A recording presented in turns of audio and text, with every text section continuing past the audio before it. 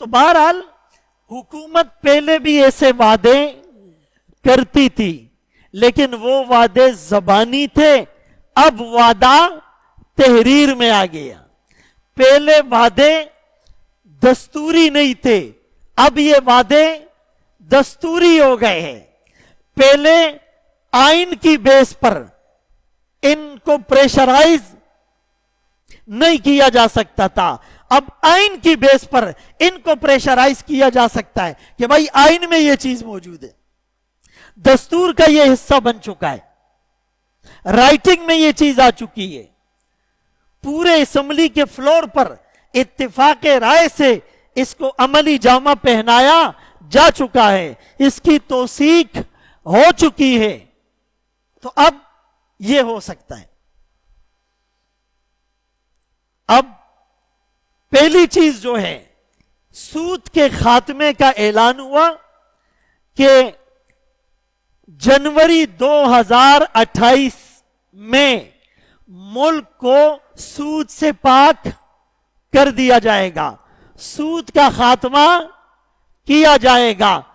1973 میں آئین کے اندر یہ بات مینشن تھی کہ ملک سے تدریجاً سود ختم کرنے کی کوشش ہوگی۔ 1973 میں وعدہ تھا کہ آہستہ آہستہ ملک کی معیشت کو سودی نظام اور سودی اثرات سے پاک کیا جائے گا، گریجولی سٹیپ لیے جائیں گے، اور سیاسی طور پر اس کی تحریکیں بھی چلی ہے، اور علماء نے گاہے بگاہے مختلف فورمز پر آوازیں بھی اٹھائی ہے۔ سود کو ختم کرنے کے لیے علماء کا ایک کونسل بھی وجود میں آیا تھا، لیکن اب فائدہ یہ ہوا کہ آئین کے اندر دستور کا حصہ بنا دیا گیا کہ بھائی مزید 3-4 سالوں کے اندر اندر سود کو بالکل ختم کر دیا جائے گا۔ اب کچھ لوگ کہتے جی کیا 4 سال تک سود جائز ہوگا؟ سوال آپ دیکھو، او بھائی ہم کب کہہ رہے کہ جائز ہوگا؟ یہ تو پہلے سے سود ناجائز تھا، ہم نے سود کو جائز قرار نہیں دیا، سود تو پاکستان بننے سے لے کر اب تک ہو رہا تھا۔ بات سمجھ میں آ رہی ہے؟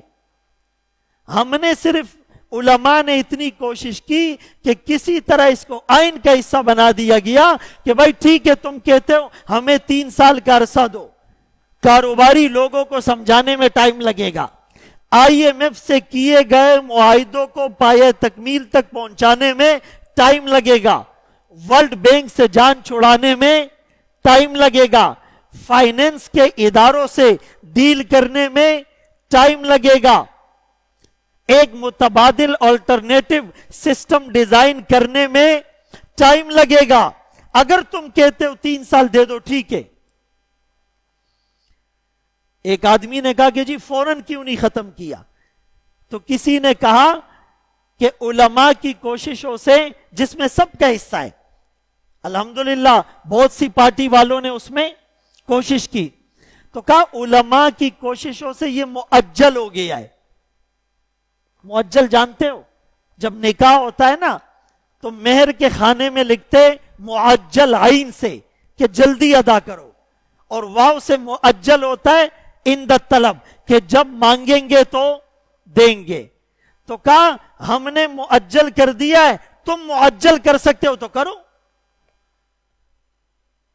اور ایک آدمی نے دوسرا جواب دیا، کہا بھائی ایک بنجر زمین ہے، سالوں سے بنجر اور ویران پڑی ہوئی ہے، وہاں ٹیوب ویل بھی نہیں ہے، نہری پانی بھی نہیں ہے، بارشیں بھی نہیں ہوتی، بجلی بھی وہاں پر نہیں ہے، اور ایک آدمی تمہیں کہتا ہے اس بنجر زمین کو آباد کرو اور 1 دن کے اندر اندر کرو، تو لوگ بولیں گے بھائی اس کو آباد کرنے میں ٹائم لگے گا، فصلیں اگنے میں ٹائم لگے گا، سبزے میں ٹائم لگے گا۔ اور تیسری مثال یہ کہ ایک ندی ہے، جیسے ہمارے ہاں ندی، اب یہ کئی سالوں سے بہتی ہوئی آ رہی ہے کچرے اور گندگی، تم کہو کہ ایک دن کے اندر اندر اس کو خوبصورت پارک بنا دو، یہاں روڈ بنا دو، تو بنے گا؟ ایک دوسری مثال ہے لیکن ممبر پہ دینے کی نہیں ہے۔ بھائی بچہ بھی ایک دن میں تو پیدا بولو نہیں ہوتا، ٹائم لگتا ہے۔ تو بہرحال ایک آدمی کوشش تو کر رہا ہے، اس کو مانو۔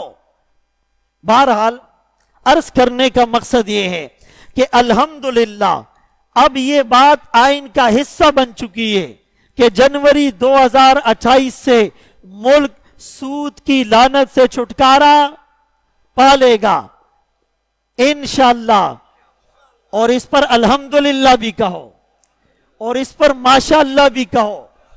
اللہ ہمارے علماء اور جن جن لوگوں نے یہ کوششیں کی، اللہ ان کو خوب جزائے خیر دے۔